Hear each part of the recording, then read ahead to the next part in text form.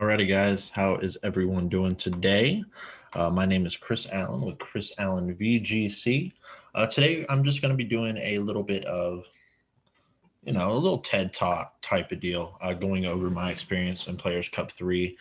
Um, things I saw, things that were prominent in my 45 games, and things I think we can look at going towards the future meta.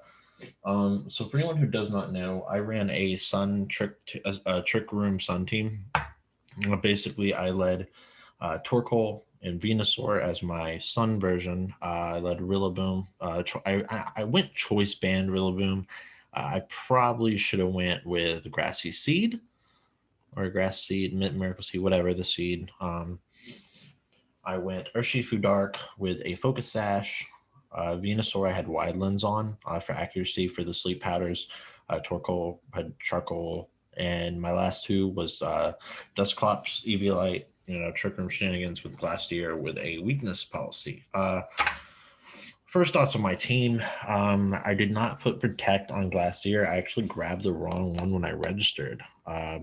So that was the first big issue on my part, not having Protect there. It did cost me about 2 games, which I'm fine with, losing 2 games due to the one move set there. Wide Lens on Venusaur did not help with my accuracy. My day 2 accuracy story is insane. We'll get into that. Um, so anyway, day 1, I went on a 8-1 uh, start to the journey here. I got up to 1574, and then we proceeded to drop our last. We dropped 4 in a row, and we won our very final game of our 15 set. So we ended the day at 9-6. Um, 9-6, 15.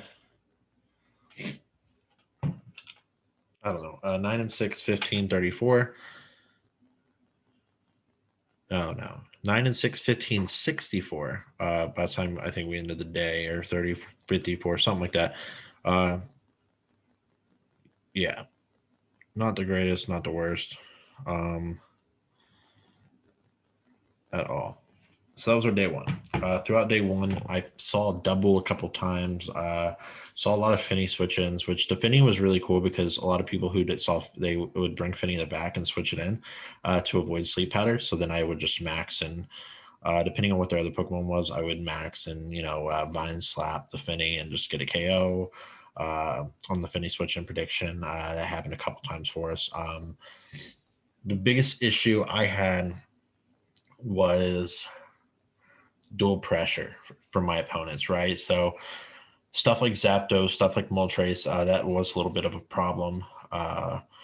Mainly because I'm not one-shotting those things, and Airstream from those is usually going to one-shot the Venusaur build that I went with. I decided not to go bulky, which I probably could have invested a little bit less in speed just to have a little bit more bulk. I think that would have been a wise decision looking back now. But overall, 9-6 on day 1, which I was really okay with. Day 2, things got a little messy. I started day 2 at 3-0. I have those matches recorded, the first 3, and then partway through the 4th match, my controller batteries died, so I had to hurry up and plug them in the Switch and then play on the Switch because the connection. So I wasn't able to stream the rest of that 4th match and the rest of my day. But we saw a lot of weird things, and then accuracy. I saw some. I saw taunt Cinderace. That was a thing. I saw uh, some Mimikyu stuff. I saw Hydreigon with taunts being used. I saw some Sand Rush stuff trying to get utilized, and then accuracy really kind of bit us there. I think day 2 I missed. Non-exaggerating, so I'm gonna lowball the number that I don't know, but I know I missed dual Heat Wave, meaning I missed Heat Wave on both the Pokemon 8 times. And of course, I had 3 or 4 single target misses on Heat Wave, but I missed both my opponent's Pokemon 8 times for the Heat Wave, right? Which is insanely not good. Sleep Powder. I attempted Sleep Powder on day 2 about 14 times. I missed 9 of those. And I'm wide lens, so my sleep pattern is 90 or 95. I think it's 90% accurate, right? So I should miss one, right? But nah, I missed 9 of my 14 attempts on the sleep powder. One of them, he actually did sleep for like 4 turns, which was really nice. That was the one we won later on in the day. And then the other 4 attempts, it was like next turn wake ups or same turn wake ups. Which was, I think it was all next turn wake up actually. I don't think it was same. I think it was all next turn wake ups, which so that kind of sucked for us. We missed icicle crash like 4 times with Glacier. Uh, so day 2 was really rough. We went 6-9, so we flipped our record from day 1. So we managed to go 15 all at the end of day 2. I ended at 1504. I don't remember the number ranking, but I know the points was 1504, so it gave us a shot in day 3 to kind of fight back. For my day 3 stuff, I really did. I saw mostly, typical meta stuff. A lot more Finny, a lot of Incineroar, a lot of Glacier, a lot of Dusclops, a lot of Porygon 2, a lot of Comfey, Moltres techniques. Saw one Regirock, um, one more Sand Team and stuff like that, but pretty much mostly rank meta. Uh, we ended up going on today for my day 3. I'll double check. I just want to make sure I'm giving you all the right information here. I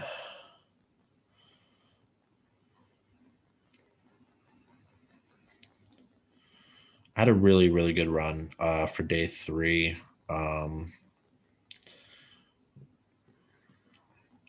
Which is unfortunate, but basically for day 3, I went, let me find it. Sorry, guys. I went 13-2. So I think I went 3-1 early, and then I went on like a winning streak and managed to get up to 13-1. And I was at like 1640. And I decided to keep playing. Day 3, we had just a lot of really good reads, a lot of nice matchups. When I did click sleep powder, it landed, or had one that stayed asleep for like 4 or 5 turns, which was really great. We didn't miss any heat waves. We got Trick Room up when we wanted to just spam eruption and kill things very easily. So it was a very good day 3 for us. And then my 15th game, I was at 1640. And I wanted to play that final game, right? I was like, you know what? If I win one more game, I can get up to 1650-ish, and kind of secure my advancement. So it was kind of like one of those things. Like I could have probably sat at I think it was 1643 or 1642 or something like that.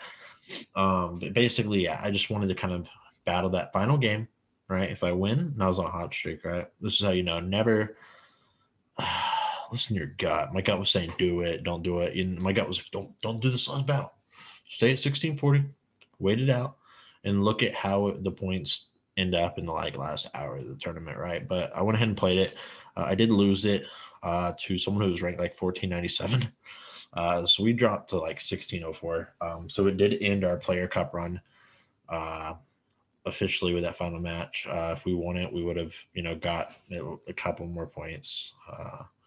We had the chance to get matched with another high player and kind of get a good points there. So it was one of those things where I think that I could have avoided playing it and maybe been fine, right? But if I won the game, I definitely make it. So we ended up going 13-2 day 3. So that brought us to a total record of, 13-2. So that brought us to 28-17 on the tournament. So I'm okay with that, right? Like it's a solid win percentage. We won 28 out of the 45 matches. So it's not the nicest, not the most like, oh yeah, that was so great, like it was we knocked out at 60, like 62, 63%. So overall it wasn't too bad of a day. Me looking at the tournament now that it's finished, I've played all 45 matches. I saw what I saw. I will say, I think a lot of people, at least from my perspective, I saw a lot of Zapdos. I saw a lot of Moltres. A fair amount of Coal and Dragapult stuff with Moltres, and so that's their other option. So a lot of like Wolfie style team. and a lot of the birds, right? Because the birds really do answer sun fairly well, especially if you have Fenny to kind of stop the sleep pattern stuff, and you can airstream and take control of the game. Incineroar was very, very heavy used. I mean, I saw Taunt on every single thing that could carry it. Interesting enough, like I said, the Hydreigon with Taunt. I saw uh, Incineroars, Rillabooms, everything carried Taunt. A lot of people were scared of Trick Room to go up because of the Ice Horse and how bulky it can, problematic it can be. So a lot of things carry Taunt to just prevent that from being a problem. Um, and yeah, so that is just I just, like I said, I just wanted to throw y'all like a quick little video, just kind of going over things I saw, and give y'all an update on how I personally did, um, and kind of look forward to the next meta we have. Right, so we have about 13 days. Um, when this video goes up, it'll probably be like 12 or 4, maybe 12, maybe 11 days left before we get our new meta. So what I personally think is going to happen, I think we're going to get a new meta shift, new rules, restrictions. Looking back at the history, we had series 4, right? Everything's cool, right? Here's all this new stuff, blah blah. You had series 5, same thing. We got the Isle of Armor. You saw a lot of things explode. We saw series 6 come in with the ban list and kind of just take out top percent stuff and force people to play different. We saw that dissipate with the legendaries all coming back in Crown Tundra. And that's where we're at now. We're still playing that format from when Crown Tundra dropped. But looking at how they did the Players' Cup too, the IC rounds and the following rounds were both, or the IC rounds were under the format, right? And the following round was under a whole new format, which is, it included the legends. So you had a lot of players who, had to hurry up, grab these, make teams. So I think what they're going to do is, I think in February we're going to get a brand new rule set. Those rule sets will probably be made available in about 5-6 days. I think we'll see those kind of drop and give us a new idea of what we're going to be playing with and how we're going to be playing. So I'd be on the lookout for that, guys. I think personally we could see stuff such as the GS Cup type deal. I think they could do a ban restriction again. And if they do the ban restriction, right, we're going to look here at Picoletics just to kind of look and see. So if they do a ban restriction, you would see Incineroar, you would see Tapu Fini, you would see Glastier, Rillaboom, Regieleki, Urshifu Dark, Porygon 2, Landers T, Grimmsnarl, and Amoonguss all disappear, right? So first and foremost, Porygon 2 disappearing is huge because it is such a really good Trick Room on right now. Incineroar disappearing is also really big just because, Flare Blitz Taunt has bulk. Seeing Glacier disappear, it'll hamper a lot of Trick Room teams currently and how they're running. Seeing Rillaboom disappear as well, another thing, right? Like the Grassy glides, the taunts from him. Regieleki disappearing, loses speed control. Urshifu Dark. That makes sense. It's on like every team. Landers T. Same thing. We've seen a lot of AV Landerses lately. Grimmsnarl and Amoonguss disappearing as well. So you're a sleeper in that. When you look at the list under those guys, Zapdos, Dusclops, Urshifu, Rapid Strike, Galarian, Moltres, Spectier, Venusaur, Heatran, Torkoal, Kartana, Celesteela. Under that's Metagross, Rotom Heat, Sactaka, Dragapult. So all those guys do survive. Colossal still survives if they do a 10 to 20 range. If they do 20, Sun is gone. Trick Room is pretty much gone, right? You lose both Dusclops and Porygon too. So it'll force new Trick Room users out. So that would be cool, kind of cool to see. It also gets rid of a lot of taunt stuff. You get both horses would disappear. Both forms of Urshifu disappear. Moltres and Zapdos disappear. Heatran disappears. So I think, I don't know. And I think they could possibly do like those 20 or so. Because then that, like I said, that would leave you with, Kartana still, Celesteela, Metagross, Rotom Heat would become extremely viable. I think that would really force everyone to run a Rotom Heat because if you look at the next like 5, Celesteela, Kartana, Metagross, Stakaka, and Rotom Heat, right? Rotom Heat could cover 4 of the 5 Pokemon still sitting here. It's going to be needed. Celesteela, I think, would be the next huge jump. Clef would survive. Whimsicott would survive. So you would probably see like Whimsicott, Metagross, Whimsicott, Celesteela. You could see Nihilego maybe come in as a Trick Room setter. Rain cores would be really good right here now. Sand cores would really jump up. Lapras would become a lot more viable with Rillaboom gone, I think. So that's kind of one thing to keep an eye on, I think. And it also still covers some stuff, right? I mean, it falls to Kartana pretty hard, but it covers a lot of the rest of the meta pretty well. But I think Sand really gets a real huge boost.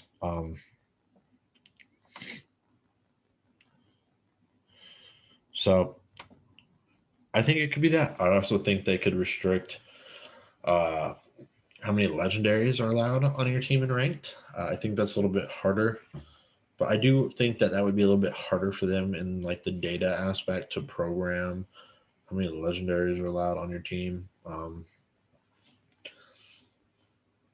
So I don't know if that one will happen for like I think that could be done for like a Players Cup, right? Players Cup 4, whatever. But I don't think that would be in effect for actual ranked VGC rules. I think ranked VGC will just do another ban list and kind of ban those.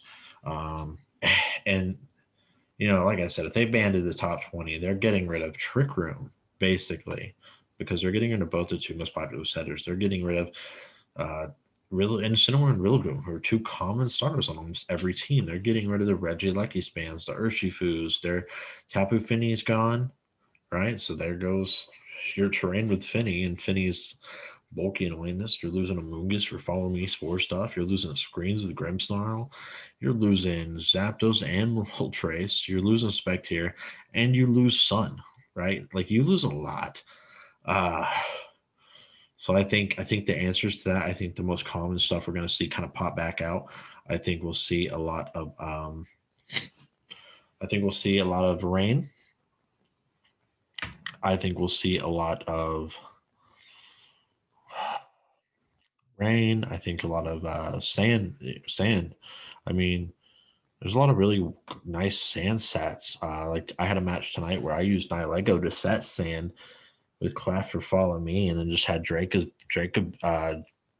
come in and just choice band Vicious Rin stuff.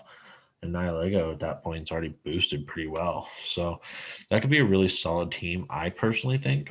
So we'll see. I think that it'll be a interesting meta for sure. I'm very excited for what we could possibly get.